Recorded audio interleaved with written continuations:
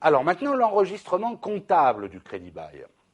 Je pense que vous le savez, en comptabilité générale, le crédit bail est inclus, est à l'intérieur d'un compte qui s'appelle 612, loyer de crédit bail. Est-ce qu'on est d'accord? Okay. Et écoutez bien, vous allez comprendre le retraitement maintenant. 612, c'est un sous-compte 61.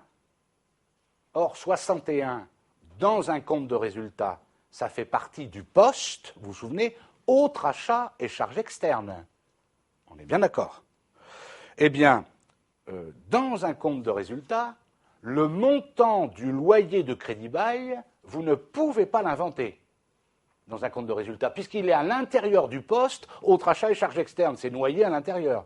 Rappelez-vous ce que je vous ai dit quand nous avons vu l'alias fiscal, il y a un renvoi en bas du compte de résultat, après les produits, ça doit être le renvoi numéro 3, d'accord, et qui s'appelle loyer de crédit bail. Alors, mobilier ou immobilier, vous avez ce renvoi.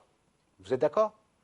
Et là, s'il y a un chiffre à l'intérieur, d'accord, ça veut dire, voilà, quelle a été l'annuité, la mensualité, la trimestre, enfin, le montant, en tout cas, de ce qui a été payé en loyer de crédit bail pendant l'exercice. On est tous d'accord? OK? Attention, comme d'habitude, comme nous l'avons vu pour le compte 791, etc., il peut ne rien y avoir dans cette cellule, vous me suivez?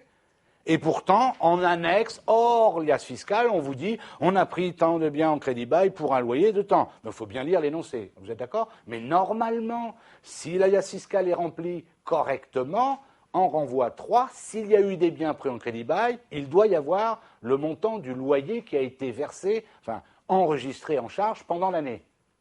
D'accord? Je répète une dernière fois, peut-être qu'il n'y a rien là-dedans. Ne dites pas, donc il n'y a pas de loyer de crédit bail. Allez quand même voir en annexe hors liasse fiscale, si jamais on ne vous en parlait pas. On est d'accord sur le principe? Le retraitement du crédit bail consiste à dire, je prends le loyer, tant, 10 000 euros, que je vais payer dans l'année.